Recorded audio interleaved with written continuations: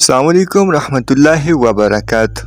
میں ہوں آپ کا میزبان نوید مہروی اور آپ دیکھ رہے ہیں میرا آفیشیل چینل۔ ناظرین اکرام، یہ جب سے دنیا بنی تب سے لے کر اب تک اور اب سے لے کر قیامت کی آخری صبح تک یہ نظام چلتا جا رہا ہے۔ اس کائنات کے نظام کے بنائے جانے سے لے کر چلائے جانے تک اور چلائے جانے سے لے کر فنا ہونے تک کے ہر مراحل میں بنانے والے قادر مطلق کی تمام نشانیوں کو کھول کھول کے بیان کیا گیا ہے۔ اس کائنات میں موجود ہر چیز پکار پکار کے دیکھنے والے کو پیغام دے رہے کہ آؤ مجھے جانو، میری خصوصیات کو جانو، میری خصوصیات کو جان کر اس قدرت رکھنے والے رب کو جانو جس نے یہ سب کچھ کر دکھایا۔ ناظرین اکرام، اس کائنات میں موجود ہر چیز ایک حرکت میں موجود ہے۔ کوئی تو تیز حرکت میں موجود ہے جو عام آنکھ سے آسانی سے دیکھی جا سکتی ہے، تو کہیں کوئی اتنی سست رفتار میں حرکت کر رہی ہے کہ عام آنکھ سے بھی دیکھا نہیں جا سکتا۔ اگر ایک عام آنکھ سے ایک درخت کو دیکھا جائے تو وہ ہمہ وقت اپنی جگہ پہ موجود ہوتا ہے، جو عام آنکھ سے اس میں چند پل میں حرکت کو نہیں محسوس کیا جا سکتا، لیکن در حقیقت اس میں حرکت موجود ہوتی ہے۔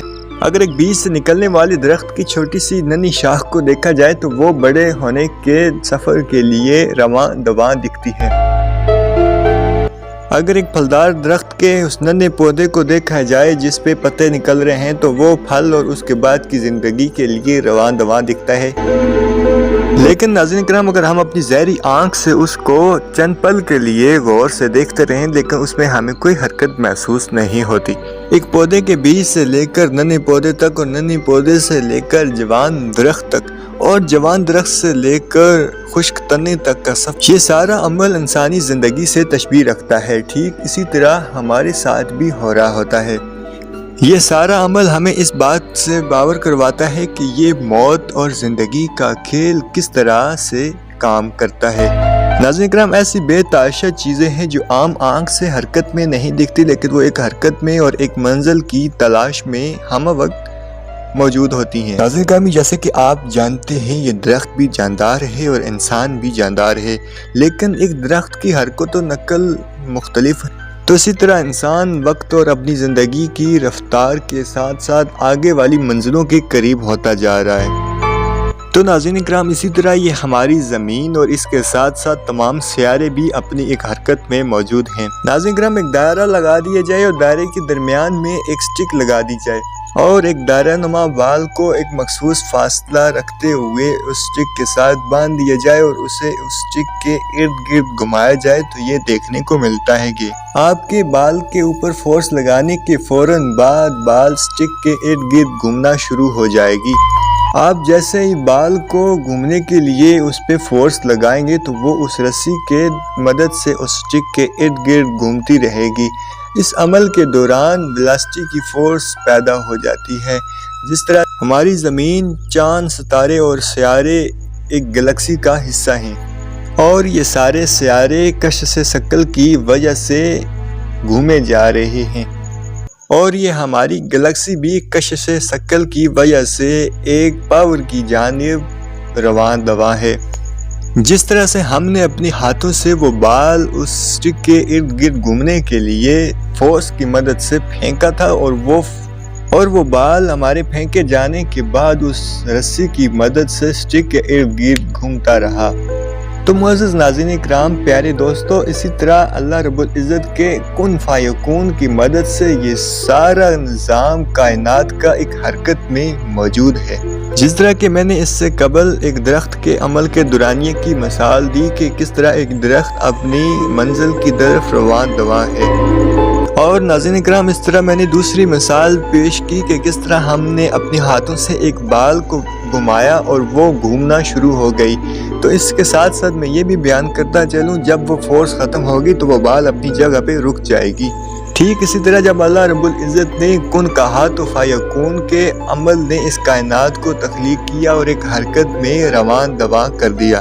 اور ٹھیک اسی طرح جب اللہ میاں کا حکم ہوگا تو اسرافیل کے شور کی وجہ سے یہ کائنات کا سارا عمل رک جائے گا، اور وہ دن قیامت کا دن ہوگا کہ غروب آفتاب کی جانب سے طلوع آفتاب ہو جائے گا۔ تب سب فتنے، سب برائیوں، سب حسد کی آگ ٹھنڈی ہو جائے گی۔ وہ دن بڑا شدت والا دن ہوگا کہ جس دن توبہ کی دروازے بھی بند کر دیے جائیں گے۔ دور حاضر میں تو اللہ میاں رات کے آخری پہر آخری آسمان پہ آ کے صدائیں لگاتے ہیں کہ ہے کوئی مانگنے والا جسے میں عطا کروں، ہے کوئی مغفرت مانگنے والا جس کی میں بخشش کروں، ہے کوئی خواہشات کا طلبگار جس کی میں خواہشات کو پورا کر دوں۔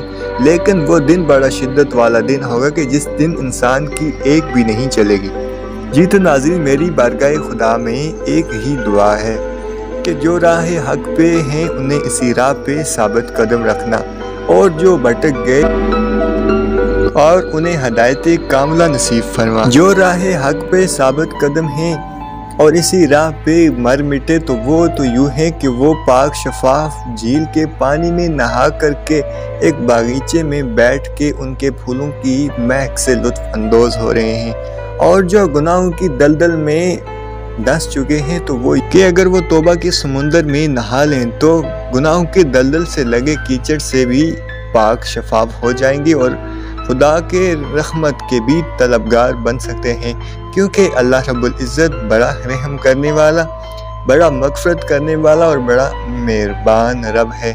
کیونکہ اس پیارے رب نے قرآن پاک کے آغاز میں ہی کہا کہ اعوذ باللہ من الشیطان الرجیم، میرے دشمن یعنی کہ شیطان سے پناہ مانگ لیجئے، اور بسم اللہ الرحمن الرحیم، اپنے کام کا آغاز اس رب ذوالجلال کے نام سے شروع کیجئے جو بڑا مہربان نہایت رحم کرنے والا ہے۔ اسی پیغام کے ساتھ ہمیں دیجیے گا اجازت۔ نوید مہروی آپ سے اجازت چاہتا ہے، مستقبل میں اچھی سی ویڈیو میں آپ سے ضرور ملاقات ہوگی۔ تب تک اپنا اور اپنے سے جڑے تمام کا خیال رکھیے گا۔ اللہ نگہبان۔ السلام علیکم۔